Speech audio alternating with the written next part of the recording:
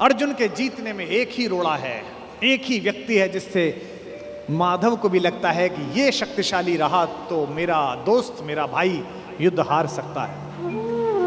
भगवान ने उसे कितने प्रेम से टैकल किया है। राजनेताओं को सीखना चाहिए, कृष्ण से कूटनीति सीखनी चाहिए। जब संधि फेल हो गई और युद्ध लेकर माधव लौटे तो विदुर के घर पर सुबह ही सुबह कुछ मेहमान आए, कृष्ण से मिलने आए। हम भी कहीं ठहरते हैं तो नगर के लोग मिलने आ जाते हैं, महत्वपूर्ण लोग मिलने आते हैं कि कुमार विश्वास है तो हम सब कवियों से मिलने लोग आते हैं। तो विदुर के द्वारपाल ने कहा कि अंगराज कर्ण आए हैं। विदुर ने पूछा कि क्या मुझसे मिलना चाहते हैं? उनसे कहिए राज्यसभा में मिले, अब मैं अपने अतिथि के साथ व्यस्त हूं। और अतिथि भी कौन? माखन चोर। द्वारपाल ने कहा जी नहीं, वो आपसे मिलना नहीं चाहते, वो आपके अतिथि से मिलना चाहते हैं। कृष्ण ने कहा उन्हें आदरपूर्वक अंदर लेकर आओ। कर्ण आए, कर्ण ने प्रणाम किया। युद्ध में दुर्योधन की पराजय हुई हो चाहे कुछ भी हुई हो, महाभारत के जिन चरित्रों में से एक चरित्र पर मैं अंदर तक फिदा हूं उनमें से एक कर्ण भी है। क्या योद्धा है, क्या अद्भुत। हाँ। कृष्ण मुस्कुराए। कर्ण के चेहरे पर दुख और पश्चाताप का भाव था। कर्ण ने हाथ जोड़कर कहा माधव, मैं कल राज्यसभा में आपके साथ हुई बदतमीजी के लिए अपने मित्र दुर्योधन की ओर से आपसे क्षमा मांगने आया हूं। भगवान ने कहा ईश्वर तुम जैसा मित्र सबको दे जो इतने बड़े अपराध के बाद भी क्षमा मांगने के लिए आ जाता है। सब मित्र सबको मिले। कर्ण ने कहा कि अगर आप मुझे थोड़ा सा भी माधव प्रेम करते हैं तो मेरे मित्र को क्षमा कर दीजिए।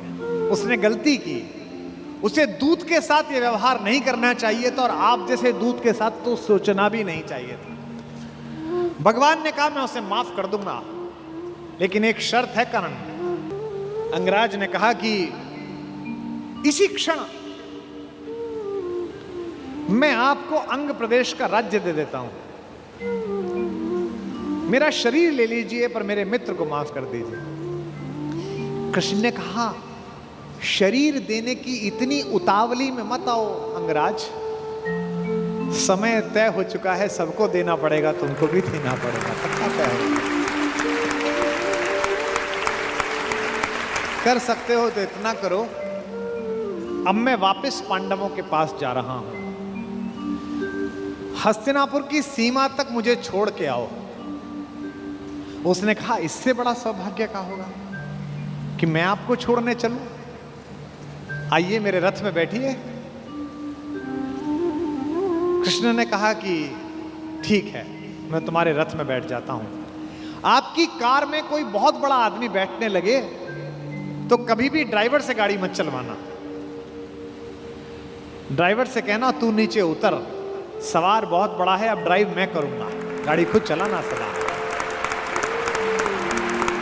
कर्ण ने अपने चालक से कहा कि नीचे उतर, इस रथ पर त्रैलोक्य का स्वामी बैठने वाला है, ड्राइव मैं करूंगा। और कर्ण तो ड्राइवर का ही लड़का है, सूत पुत्र है, उसको तो आता ही है रथ चलाना, और रथ चालक का बेटा है। कर्ण रथ चलाने लगा। भगवान पीछे से उतरकर कर्ण के पास आकर बैठ गए और थोड़ी देर बाद उसका रथ छोड़कर उसे अपने रथ पर बिठा लिया। वहां भी वही रथ चलाने लगा। अब भगवान ने उससे बातचीत शुरू की। देखिए कितने बड़े कूटनीतिज्ञ हैं ये कन्हैया, दिखते भोले हैं लेकिन परम चालू। इनको पता था कि एक ये आदमी है जो फजीता करेगा, इसका मनोबल तोड़ो। पहली बार कर्ण को यह पता चला जो भेद उन्होंने बताया। हरि बड़े प्रेम से कर धर कर ले चढ़े उसे अपने रथ पर। रथ चला परस्पर बात चली, शमदम की टेढ़ी घात चली। शीतल हो हरि ने कहा हाय, अब शेष नहीं कोई उपाय। कर्ण अब कुछ बचा नहीं, हो विवश हमें धनु धरना है। अब तो हमें यह धनुष उठाना पड़ेगा, क्षत्रिय समूह को मरना है। मैंने कितना कुछ कहा नहीं, विषबाण कहां तक सहा नहीं, पर दुर्योधन मतवाला है, कुछ नहीं समझने वाला है। चाहिए उसे बस रण केवल, सारी धरती की मरण केवल। ये जो अहंकार है कि मैं कुछ नहीं दूंगा, क्या बोला दुर्योधन 5 गांव माने पे? सूच्यग्रम नैव दास्यामि बुना युद्धे न केशवः। हे केशव, तुम 5 गांव मांगते हो, मैं सुई की नोक के बराबर भी जमीन नहीं दूंगा। हे वीर तुम ही बोलो अकाम। बिना पार्शल हुए बोलना। कर्ण से पूछ रहे हैं क्या वस्तु बड़ी थी 5 ग्राम? 5 गांव ही तो मांगे थे, वह भी कौरव को भारी है, मत गई मूड की मारी है। दुर्योधन को बोधूं कैसे, इस रण को अवरोधूं कैसे? सोचो क्या दृश्य विकट होगा रण में जब काल प्रकट होगा। बाहर शोणित की तप्त धार, भीतर विधवाओं की पुकार। निशस्त्र विशस्त्र बिल्लाएंगे, बच्चे अनाथ हो जाएंगे। चिंता में क्या और करूं, शांति को छिपा किस ओट धरूं। सब राह बंद मेरे जाने, अब पासा फेंका। पहले तो माहौल बनाया कि तुम सब मरोगे बेटा, तू भी मरेगा और तेरा यार भी। एक तरीका है बचने का, सब राह बंद मेरे जाने। हाँ, एक बात है यदि तू माने, देखो कैसे फुसला रहे हैं, तो शांति नहीं जल सकती है, समरागनी अभी टल सकती है। पा तुझे धन्य है दुर्योधन, तू एकमात्र उसका जीवन, तेरे बल की है आस उसे, तुझसे जय का विश्वास उसे। तू संग न उसका छोड़ेगा, वह क्यों रण से मुंह मोड़ेगा। जब तक तू उसके साथ है वो लड़ाई नहीं छोड़ सकता। बस ऐसा कर, तू उसे छोड़ दे। क्यों? क्या अघटनीय घटना कराल। एक बात बताऊं तुझे कर्ण, एक बड़ी कराल घटना इस खानदान में हो गई है, तुझे पता नहीं है। तू प्रता कुक्षिका, प्रथा मतलब कुंती, तू कुंती कोख का प्रथम लाल। तू कुंती का पहला बेटा है। ये पहली बार कर्ण को स्वयं भगवान श्री कृष्ण ने बताया है, सबसे पहली बार। अच्छा, ये बात पहले भी बता सकते थे कभी, कर्ण तो रोज मिलता था। जब 14 साल का वनवास था तब बता देते, नहीं। अगर तुरुप का इक्का आ जाए तो शुरू में मत फेंको, बचा के रखो, फाइनल टेबल पे काम आएगा। अब कर्ण को बता रहे हैं कि तू तो कुंती का लड़का है, पनसूत अनादर सहता है, कौरव के दल में रहता है, किस्मत के फेरे में पड़कर का प्रेम सदा बसा दुश्मन के घर, निज बंधु मानता है पर को कहता है शत्रु सहोदर को। पर इसमें दोष न तेरा है, तेरा कोई दोष नहीं है। अब कहा मान इतना मेरा, अब इतनी मान, चल होकर संग अभी मेरे, जहां 5 भ्राता तेरे। कहते हैं एक काम कर, अब मेरे रथ पे से उतरी मत, अब मैं हाँक रहा हूं और सीधा वहीं जाकर रुकेगा जहां तेरे 5 भाई हैं। जिसको जिंदगी में किसी ने भाई नहीं कहा, जो माँ की एक पुकार के लिए जीवन भर तरसा है, उसको जिंदगी का सबसे बड़ा प्रलोभन दे रहा है हमारा कान्हा। क्या कह रहा है? बिछुड़े भाई मिल जाएंगे, सब मिलकर मोद मनाएंगे। कुंती का त्यू ही परम तने ज्येष्ठ, बल बुद्धिशील में परम श्रेष्ठ। और क्या करेगा? पद त्राण भीम पहनाएगा, भीम तेरे को चप्पल पहनाएगा। कैसे कैसे लालच है, कैबिनेट मिलेगी,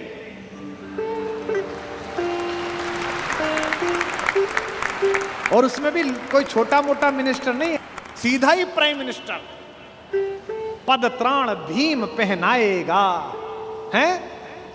धर्माधिप युधिष्ठिर चमर डुलाएगा। तेरे दरबार के बाहर कौन खड़े होंगे? पहरे पर पार्थ प्रवर होंगे। जो तेरा दुश्मन है, तेरा छोटा भाई अर्जुन, ये तो तेरा एनएसजी कमांडो बनेगा। पहरे पर पार्थ प्रहर होंगे, सहदेव नकुल अनुचर होंगे। सब लोग तुझे पहचानेंगे, असली स्वरूप को जानेंगे। खोई मणि को जब पाएगी, आखिरी दाव जो मारा है, खोई मणि को जब पाएगी, कुंती फूली न समाएगी।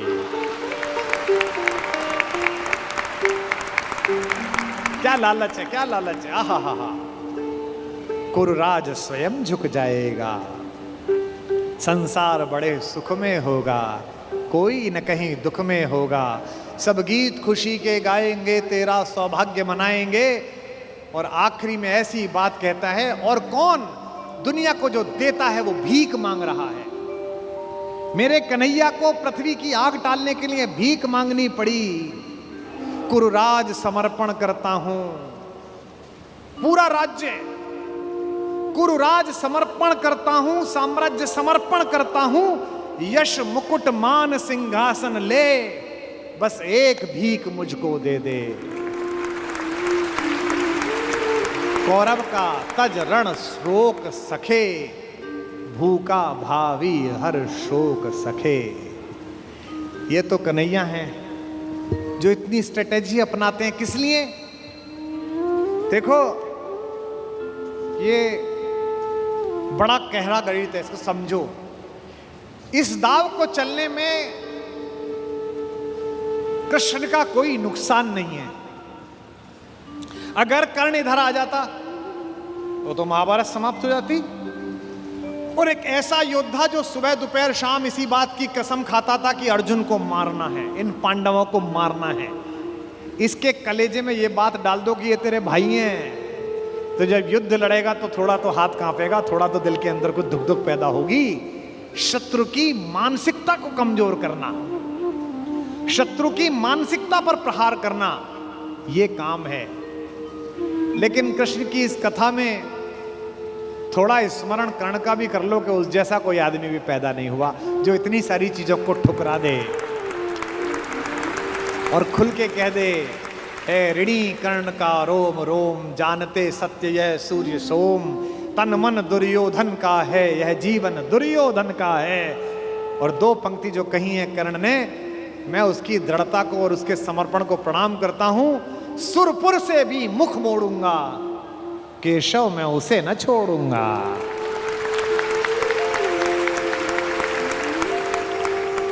ये जो चरित्र है कृष्ण का योजना बनाने का, पहले कुंती को भेजा, जाओ बता के आओ कि तुम उसकी मां हो। मां ने कहा कि तू वापस आ जा, तो उसने एक वरदान दिया मां को। मां ने कहा, अभिलाष लिए तो बहुत बड़ी आई थी, पर आस नहीं अपने बल्कि लाई थी। था एक भरोसा यही कि तू दानी है, अपनी अमोघ करुणा का बड़ा अभिमानी है। उसने भी कहा, मां मैं तुझे वचन देता हूं कि तेरे 5 बेटे जीवित रहेंगे।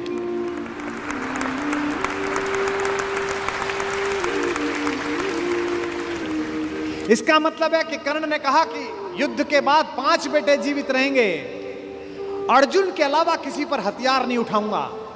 अर्जुन मिलेगा तो छोड़ूंगा नहीं, अर्जुन मर गया तो युद्ध समाप्त करवा दूंगा, तब भी तेरे 5 बेटे जिंदा रहेंगे। खुलकर कहूंगा ये मेरी मां है। और अगर अर्जुन का दाव चल गया मां, तो तुझे पता और मुझे पता कि हम मां बेटे हैं, तेरे 5 बेटे जिंदा रहेंगे। जा मां, मैं तुझे वरदान देता हूं। तू दान दान रही किंतु क्यों माता, पुत्र ही रहेगा सदा जगत में दाता। मैं ही देता रहूंगा। दुनिया तो उससे सदा सभी कुछ लेगी, पर क्या माता भी उसे कभी कुछ देगी। मैं एक कर्ण अतएव मांग लेता हूं, बदले में तुझको 4 कर्ण देता हूं। छोड़ूंगा मैं तो कभी नहीं अर्जुन को, तोड़ूंगा कैसे स्वयं पुरातन प्रण को, पर अन्य पांडवों पर मैं कृपा करूंगा, पाकर भी उनका जीवन नहीं हरूंगा। और जिन्होंने महाभारत पढ़ी है उन्हें पता है कि जब कर्ण सेनापति बना, उस दिन उसने 4 पांडवों को 5 बार पकड़ के छोड़ दिया। भीम तो उसके रथ के आगे आके नृत्य करने लगा, गुस्से में रोता हुआ कि मुझे अपमानित करके छोड़ता है, मैं क्षत्रिय हूं, मेरा वध कर मुझे मार दे। और गालियां बकने लगा, तू सूत का पुत्र है, तुझे क्या पता कैसे लड़ा जाता है। भीम के रथ को तोड़ दिया अपने तीरों से कर्ण ने। उसी कर्ण को इन्होंने, जो पीछे खड़े मुस्कुरा रहे हैं, बिना शस्त्र के मरवा दिया। उसके हाथ में कोई धनुष नहीं और मरवा दिया। अर्जुन से कहा, मार, अभी मार। आपको लग सकता है कि ऐसा क्यों हो गया। यही कृष्ण हैं जो कूटनीति को इस प्रकार नियोजित करते हैं कि उसका तर्क भी साथ साथ देते हैं। रश्मिरथी में मेरे पिता में मेरे बाबा, हमारे खानदान के बड़े दिनकर कहते हैं कि विपद में कर्ण को यों ग्रस्त पाकर, सराशनहीन अस्तव्यस्त पाकर, जगाकर पार्थ को भगवान बोले, खड़ा क्या देखता है मौन भोले। सराशन तान, बस यही अवसर यही है, तान मार इसको, घड़ी फिर और मिलने की नहीं है। विषख कोई बाण, बाण कोई गले के पार कर दे, अभी ही शत्रु का संहार कर दे। क्या कह रहे हैं कृष्ण?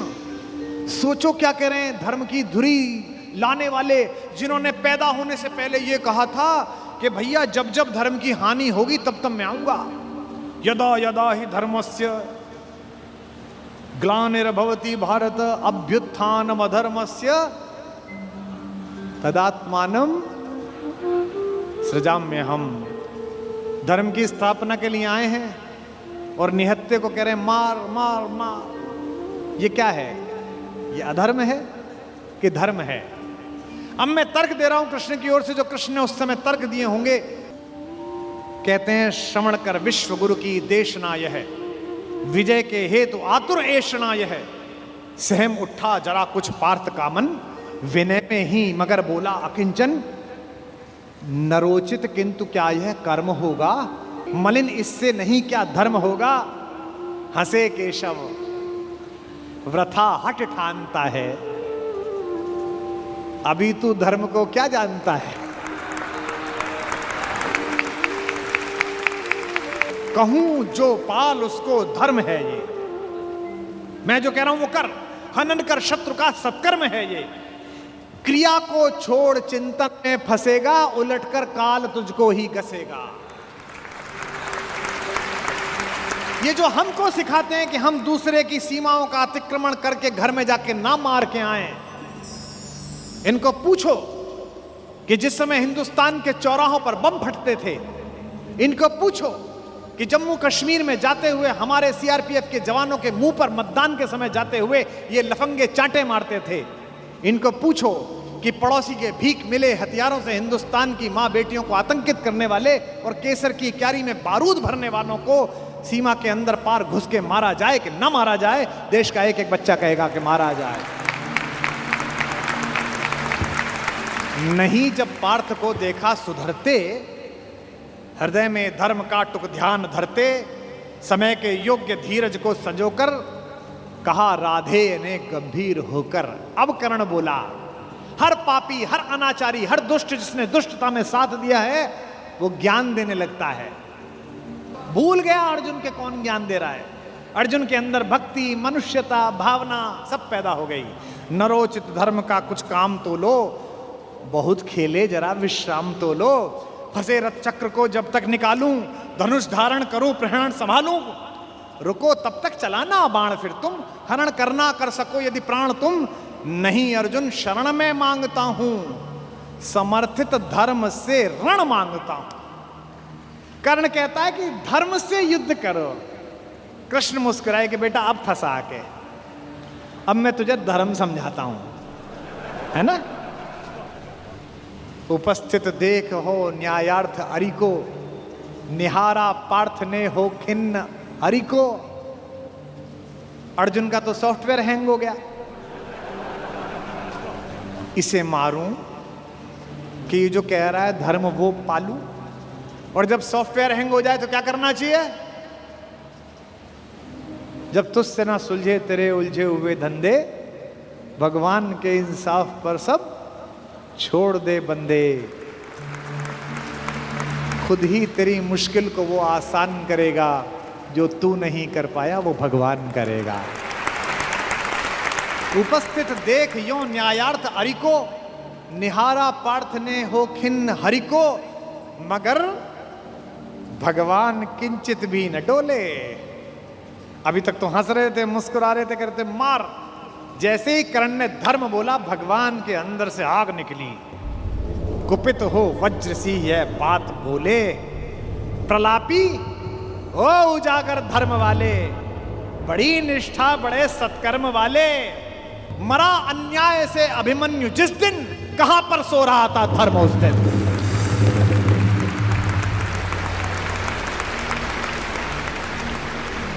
मरा अन्याय से अभिमन्यु जिस दिन, कहां पर सो रहा था धर्म उस दिन। हलाहल भीम को जिस दिन पड़ा था, कहां पर धर्म उस दिन यह धरा था। लगी थी आग जब लाक्षा भवन में, हंसा था धर्म ही क्या तब भुवन में। और एक पंक्ति, बेटे पे आ जाए, पत्नी पे आ जाए और मां पे आ जाए तो खून खौल जाता है। अर्जुन का खून खौला रहे हैं भगवान मेरे। सभा में द्रौपदी की खींच लाके, सुयोधन की उसे दासी बताकर, सुवामा जाति को आदर दिया जो, बहुत सत्कार तुम सबने किया जो। नहीं वह और कुछ सत्कर्म ही था, उजागर शील भूषित धर्म ही था।